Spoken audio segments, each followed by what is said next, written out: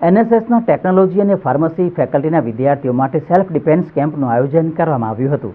દેશમાં જે પ્રમાણે બળાત્કાર અને મહિલાઓની છેડતીના બનાવ દિન પ્રતિદિન વધી રહ્યા છે, તે જોતા લાગે છે કે હવે મહિલાઓએ પોતે જ પોતાની મદદ કરવી પડશે।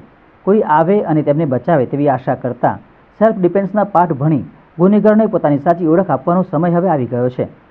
ત્યારે વડોદરા શહેર બદામડી બાગ પાસે આવેલ ટેકનોલોજી અને એન્જિનિયરિંગ કલ્યાણ ભવન દ્વારા આજે સેલ્ફ ડિફેન્સનો કાર્યક્રમ યોજાયો હતો, જેમાં બાળકો અને યુવતીઓને હુમલાખોરની તાકાત અથવા કદથી ડરશો નહીં, કારણ કે જો તમને કોઈ નબળાઈઓ અને નબળા સ્થળો વિશે જાણો છો તો તમે તેને હરાવી શકો છો।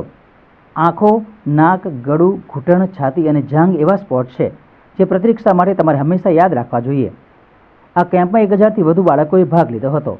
આનો નિયમિત પ્રયાસ કરવાથી અને આપણે થોડું બહુ એ ટેકનિકની જોડે આત્મવિશ્વાસ કરવાથી આ એક પોતાનો બચાવ કરી શકીએ છીએ। આમાં 2 દિવસનો કેમ્પ કરવામાં આવ્યો છે, સવારે 7થી લઈને 11 વાગ્યા સુધી, શનિવાર રવિવારે, અને વિદ્યાર્થીઓને પછી સર્ટિફિકેટ પણ આપવામાં આવશે।